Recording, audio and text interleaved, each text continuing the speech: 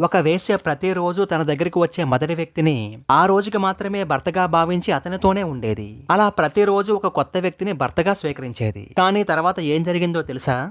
ఒక స్త్రీ గండకి అనే పేరుతో శ్రావస్తి అనే నగరంలో జీవిస్తూ ఉండేది. ఆమె ఒక అందాల వేశ్య. ఆమె అనుగ్రహం కోసం ధనవంతులు కూడా పరితపిస్తూ ఉండేవారు. అయితే ఆ వేశ్య ఎవరిని పడితే వారిని అంగీకరించేది కాదు. ప్రతిరోజు ముందుగా వచ్చిన బేరాన్ని మాత్రమే ఒప్పుకునేది. ఆ రోజుకి అతనే ఆమె భర్త. రెండో వ్యక్తి ఎంత డబ్బుని ఆశ చూపించినా సరే ఆ రోజుకి రెండో వ్యక్తిని దరిచేరనిచ్చేది కాదు. ఆ వేశ్య యొక్క నియమాన్ని మార్చాలని ఆమె తల్లి ఎంత ప్రయత్నించినా కుదరలేదు. అయితే ఒక రోజు సాక్షాత్తు శ్రీమన్ నారాయణుడికే ఆ వేశ్యను పరీక్షించాలని కోరిక పుట్టింది. ఒక రోజు పొద్దున్నే పరివారంతో ఆ శ్రీ మహావిష్ణువు ఒక ధనవంతుడి రూపంలో వచ్చి ఆ వేశ్యతో మొదటిగా బేరాన్ని కుదుర్చుకుని కానుకలు సమర్పించాడు. అలవాటుగా ఆ వేశ్య వచ్చిన ధనవంతుడికి స్నానం చేయించాలనే దుస్తులు తీస్తే ఒకటే దుర్వాసన. అతని ఒళ్ళంతా పుండ్లు. ఒక్కసారిగా ఈగలు ముసిరాయి. వచ్చిన ధనవంతుడికి కుష్టి వ్యాధి ఉందని ఆ వేశ్య గమనించింది. అది చూసిన ఆమె తల్లి ఆ ధనవంతుని తిట్టి పొమ్మనబోతే ఆ వేశ్య తన తల్లిని తిట్టి తరిమివేసి ఆ ధనవంతుడి శరీరానికి సంపంగి తైలం పూసి గోరువెచ్చని నీటితో స్నానం చేయించి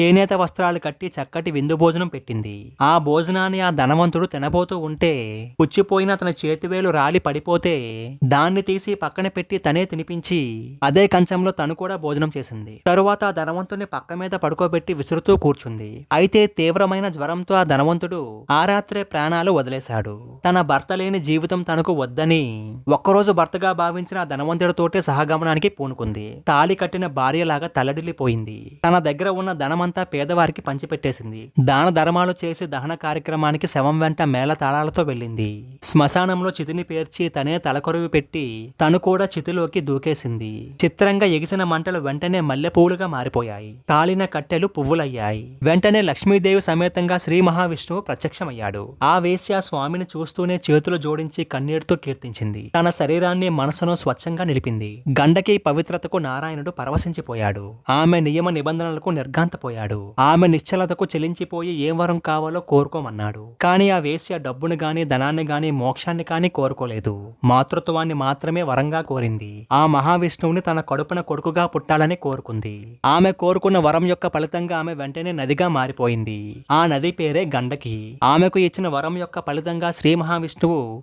గండకి నదీ గర్భంలో సాలగ్రామ రూపంలో పుట్టి ఆ శ్రీ మహావిష్ణువు ఇప్పటికీ పూజలు అందుకుంటున్నాడు. ఇక్కడ చెప్పిన గండకి అనే పేరు కలిగిన వేశ్య ఏ కులంలో పుట్టినా ఎటువంటి పరిస్థితుల్లో ఉన్నా తన మనసును ఎప్పుడూ మలినం కానివ్వలేదు. కృతయుగంలో శ్రీ మహావిష్ణువుని తన గర్భంలో దాచుకుని తల్లైన గండకి ఈ కలియుగంలో కూడా అదే పేరుతో నిలిచి ఉంది. మరి మీరేమంటారు? అవునంటారా? కాదంటారా? మీ అభిప్రాయాన్ని కామెంట్స్ లో తెలియజేయండి.